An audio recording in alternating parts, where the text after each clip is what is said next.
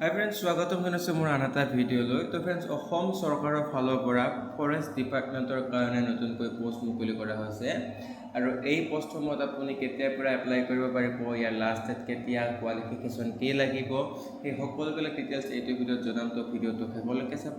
যদি ভাল লাগে তেতিয়াহ'লে লাইক, কমেণ্ট, শ্বেয়াৰ, লগতে চেনেলটো ছাবস্ক্ৰাইব কৰি বেল আইকনটো প্ৰেছ কৰি দিব। তো ফ্ৰেণ্ডছ, ডেছক্ৰিপশ্যনত এটা লিংক দি থোৱা আছে, সেই লিংকত ক্লিক কৰি আপোনালোকে এই পেজটোলৈ আহি ল'ব। আৰু পেজটোত অহাৰ পিছতে ইয়াত আপোনালোকে চাব পাৰে forest department recruitment 2025 forest ranger 50টা পোষ্ট অনলাইন এপ্লাই। ঠিক আছে, ফৰেষ্ট ডিপাৰ্টমেণ্টৰ ফালৰ পৰা ফৰেষ্ট ৰেঞ্জাৰৰ কাৰণে 50টা পোষ্ট মুকলি কৰি দিয়া হৈছে। আৰু এই পোষ্টসমূহৰ অধিক ডিটেইলছ জানিবৰ কাৰণে আপোনালোকে অকণমান তললৈকে স্ক্ৰল কৰিব। স্ক্ৰল কৰাৰ পিছত ইয়াত আপোনালোকে চাব পাৰে এই পোষ্টসমূহৰ যিটো অৰ্গেনাইজেশ্যন নেম সেয়া হৈছে APSC, অৰ্থাৎ Assam public service commission. Next, এই পোষ্টসমূহৰ এপ্লাই কৰাৰ যিটো লাষ্ট ডেট, এই পোষ্টসমূহ যিটো এপ্লাই কৰাৰ লাষ্ট ডেট সেয়া হৈছে জুলাই মাহৰ 20 তাৰিখ। টোটেল ভেকেঞ্চিৰ কথা যদি ক'ব যাওঁ তেতিয়াহ'লে ইয়াত 50টা পোষ্ট দেখিবলৈ পোৱা গৈছে। এই পদটোৰ বা এই পোষ্টটোৰ যিটো নাম সেয়া হৈছে ফৰেষ্ট ৰেঞ্জাৰ পোষ্ট। লগতে এই পোষ্টসমূহত আপোনালোকে অনলাইন মাধ্যমেৰে এপ্লাই কৰিব লাগিব। অসম গভৰ্ণমেণ্টৰ জব হয়, জব লোকেশ্যন অসম। ঠিক আছে, অৰ্থাৎ চৰকাৰৰ ফালৰ পৰা এই পোষ্টসমূহ মুকলি কৰি দিয়া হৈছে। নেক্সট, আপোনালোকে অলপ তললৈ স্ক্ৰল কৰিব। স্ক্ৰল কৰাৰ পিছত ইয়াত আপোনালোকে ভেকেঞ্চি ডিটেইলছ চাব পাৰিব। ঠিক আছে, তো যদি মই ভেকেঞ্চি ডিটেইলছৰ যদি কথা ক'ব যাওঁ তেতিয়াহ'লে ফৰেষ্ট ডিপাৰ্টমেণ্টৰ ফালৰ পৰা মুকলি হোৱা এই পোষ্টসমূহত টোটেল পোষ্ট আছে 50টা, অলৰেডি মই কৈ দিছোঁ। নেক্সট, ইয়াত আপোনালোকে কেটেগৰী ৱাইজ ভেকেঞ্চি ডিটেইলছ চাব পাৰিব। তো UR কেটেগৰীত আছে 44টা পদ। OBC আৰু MOBC কেণ্ডিডেটৰ কাৰণে কোনো ধৰণৰ ইয়াত পোষ্ট মুকলি কৰি দিয়া হোৱা নাই, অৰ্থাৎ OBC কেণ্ডিডেটসকলে ইয়াত এপ্লাই কৰিব নোৱাৰে।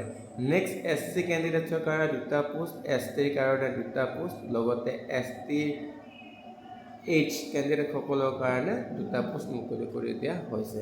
ঠিক আছে, নেক্সট আপোনালোকে অকণমান তললৈকে স্ক্ৰল কৰিব। স্ক্ৰল কৰাৰ পিছত ইয়াত আপোনালোকে এজ লিমিট চাব পাৰিব। নেক্সট, আপোনালোকে অকণমান তললৈকে স্ক্ৰল কৰিব। স্ক্ৰল কৰাৰ পিছত ইয়াত আপোনালোকে এজ লিমিট চাব পাৰিব। যদি আপোনাৰ বয়স 21 বছৰৰ পৰা 38 বছৰৰ ভিতৰত আছে তেতিয়াহ'লে আপোনালোকে এই পোষ্টসমূহত এপ্লাই কৰিব পাৰিব।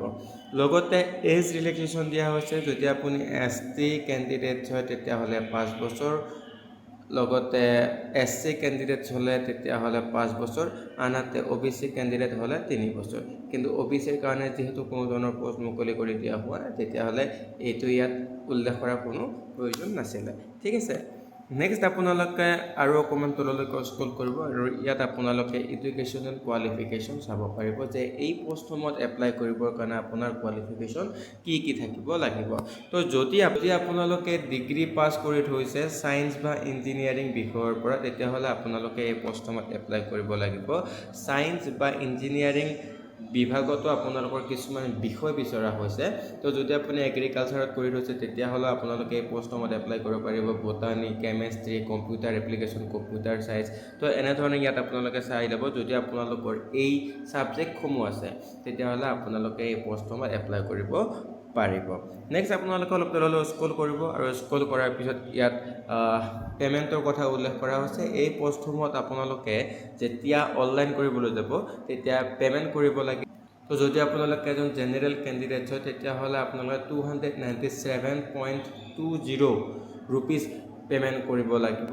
যদি আপোনালোকে OBC কেণ্ডিডেটছ হয় তেতিয়াহ'লে 197.20 ৰুপিজ পে'মেণ্ট কৰিব লাগিব। লগতে যদি আপুনি ST, SC আৰু BPL কেণ্ডিডেটছ হয় তেতিয়াহ'লে 47.20 টকা আপোনালোকে পে'মেণ্ট কৰিব লাগিব। ঠিক আছে, নেক্সট আপোনালোকে একদম তললৈকে স্ক্ৰল কৰিব আৰু স্ক্ৰল কৰাৰ পিছত ইয়াত আপোনালোকে চাব পাৰে এই পোষ্টসমূহৰ যিটো এপ্লাই ষ্টাৰ্ট ডেট সেয়া হৈছিলে জুন মাহৰ 21 তাৰিখ, অৰ্থাৎ অলৰেডি এই পষ্টসমূহত এপ্লাই প্ৰক্ৰিয়া চলি আছে। এই পষ্টসমূহ যিটো এপ্লাই কৰা লাষ্ট ডেট সেয়া হৈছে জুলাই মাহৰ 20 তাৰিখ, ঠিক আছে। তো জুলাই মাহৰ 20 তাৰিখলৈকে আপোনালোকে এই পষ্টসমূহত এপ্লাই কৰিব পাৰিব। তো ফ্ৰেণ্ডছ, এইটোৱে আছিলে ফৰেষ্ট ডিপাৰ্টমেণ্টৰ ফালৰ পৰা মুকলি হোৱা পষ্টসমূহৰ ফুল ডিটেইলছ। তো যদি ভিডিঅ'টো ভাল পাইছে তেতিয়াহ'লে লাইক, কমেণ্ট, শ্বেয়াৰ লগতে চেনেলটো ছাবস্ক্ৰাইব কৰি বেল আইকনটো প্ৰেছ কৰি দিব।